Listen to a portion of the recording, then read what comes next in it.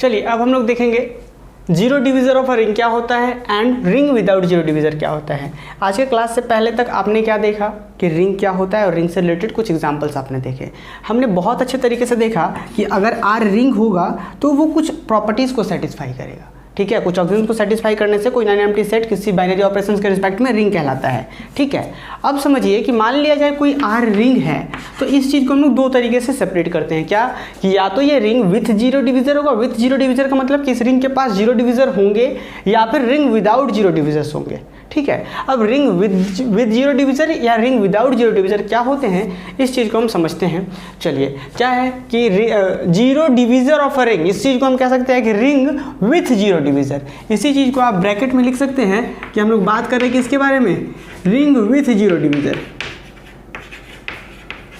इसका डेफिनेशन बहुत एग्जाम्स के लिए इंपॉर्टेंट है, रिंग विथ जीरो डिवीज़र के बारे में। तो इसके लिए क्या होगा, सबसे पहले कि आप एक रिंग ले लीजिए और वो रिंग कुछ प्रॉपर्टीज़ को सेटिस्फाई करेगा तो उसे हम लोग विथ जीरो डिवीज़र कह देंगे। क्या है रिंग, चलिए देखते हैं कि let R plus dot be a ring take any two element A comma B belongs to R such that. एक हमने आर कोई रिंग लिया और इससे कोई ए बी कोई दो एलिमेंट हमने इस आर से ले लिए और वो इस तरीके से लिए सच दैट कि ए भी जीरो के बराबर नहीं है और बी भी जीरो के बराबर नहीं है, ठीक है। ए भी जीरो के बराबर नहीं है और बी भी जीरो के बराबर नहीं है। और हमने क्या लिया, हम एक और चीज़ ले रहे हैं and let A dot B equal to zero.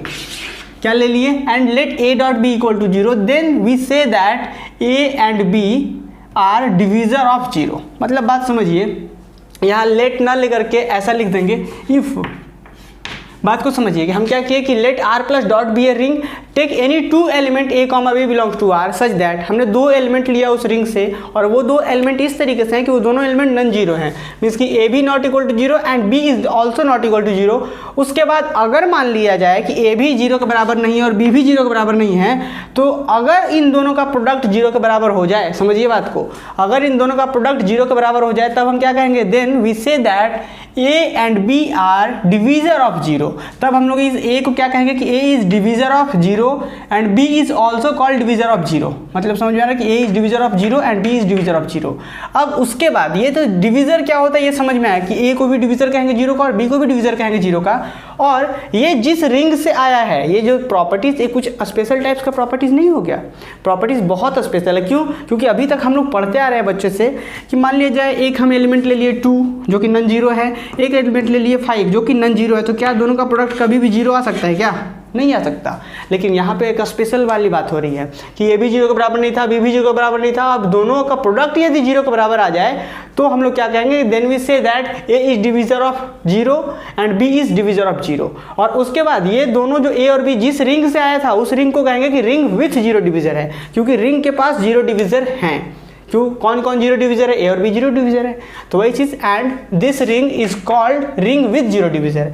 अब बात समझ में आया कि जब भी आपको हम एक छोटा सा कॉन्सेप्ट बताते हैं कि जब भी आपको रिंग विथ जीरो डिवीज़र के बारे में बात करें, विथ जीरो डिवीज़र के बारे में बात करें, तब आपको वही केस याद करना है कि ये तो हम लोग क्लास 5-10th में जब थे तो ये तो पॉसिबल ही नहीं था ना। वहाँ पे हमने अगर कोई बताता कि भाई ए भी जीरो के बराबर नहीं है, बी भी जीरो के बराबर नहीं है, दोनों का प्रोडक्ट जीरो हो सकता है क्या, तो हमें क्या लगता है, असंभव। मीन्स कि ऐसा कह सकते हैं कि असंभव वाली केस है, समझ रहे हैं ना, क्लास 5-6 के लिए बच्चों के लिए।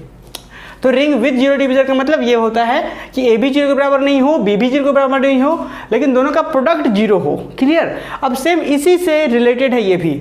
क्या रिलेटेड है, रिलेटेड ये है कि रिंग विदाउट जीरो डिवीज़र का मतलब कि उसके पास जीरो डिवीज़र नहीं हो। जीरो डिवीज़र कब नहीं होगा, मान लिया जाए ए और बी हम आर से लेते हैं और क्या ले लेते हैं, हम मान लेते हैं कि ए बी का प्रोडक्ट जीरो है। हम इसी को पहले मान लेते हैं, हम मान लेते हैं कि ए डॉट बी का प्रोडक्ट जीरो है।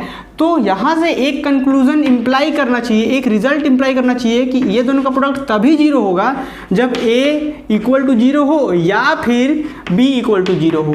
ऐसा कर सकते हैं either A equal to zero और बी इक्वल टू जीरो या बोथ आर जीरोस। तभी समझ में आ रहा है, तभी ये कह सकते हैं कि ये जीरो डिवीज़र नहीं है इसके पास। समझ में आया, वही चीज़ लिखा हुआ है कि let R plus dot be a ring without zero divisor. हमने पहले ही मान लिया कि अगर R plus dot without ring R plus dot be a ring without zero divisor this imply that अगर विदाउट जीरो डिविजर है तो हम क्या करते हैं, this imply that A dot B equal to zero where A comma B belongs to are.